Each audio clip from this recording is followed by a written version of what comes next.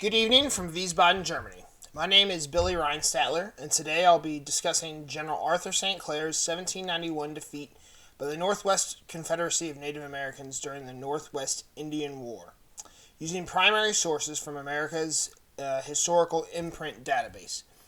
I chose this topic because this all took place in my home state of Ohio, with Fort St. Clair being very close to the Boy Scout camp where I worked for 5 summers. And then every other year we held a camp out at the Greenville Treaty site, which is the 1795 treaty that ended all this conflict and happened to rain there every year that we camped. But I digress. So, following the Revolutionary War, one of the challenges that our young nation faced was how to deal with the native tribes, the Native Americans. Various policies were enacted throughout the years. Eventually, the goal was to gain land. Really, the goal was always to gain land and expand the United States as immigration and the American populace grew. And so, eventually, the encroachment on Native American tribes and land grew too great, and conflict arose in the Northwest Territories, which, in this case, Ohio. The U.S. government had a very small army with militia support, and began a campaign under General Josiah Hamar, which was in 1790. This failed in spectacular fashion, and this was followed by another campaign in 1791 under Major General Arthur St. Clair. Now, at this time, the United States Army was extremely small. After the Revolutionary War, the Army was disbanded, and it was reduced to a single regiment with 8 infantry companies and 2 artillery batteries, really, not companies, but batteries. So you're talking anywhere from 800 to 1,000 soldiers for the whole of the United States Army.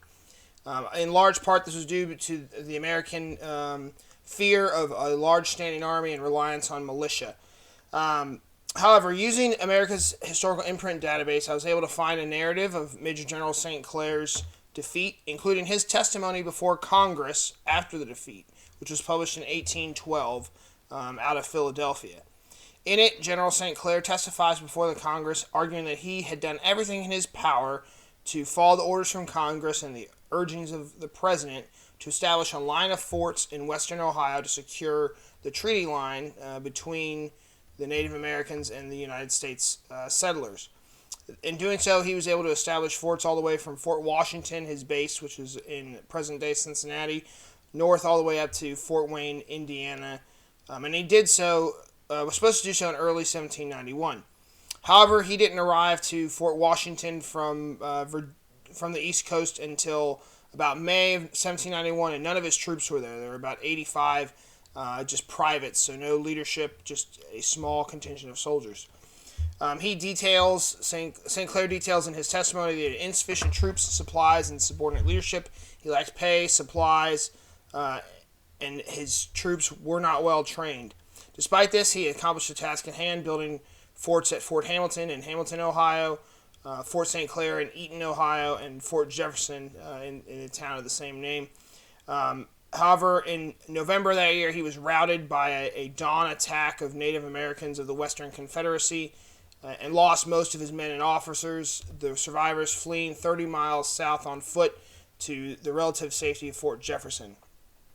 There's another source I found from a testimony of a soldier, the remarkable adventures of Jackson Johnnet, who's an immigrant who enlisted in the Army and served under Hamar and St. Clair. He was captured by Native Americans under Hamar, but escaped. And then he details kind of the flight from St. Clair's defeat. And so very interesting reading. As a result of St. Clair's defeat, the Army was strengthened and eventually would defeat the Native Americans under General Mad Anthony Wayne at the Battle of Fallen Timbers in 1794.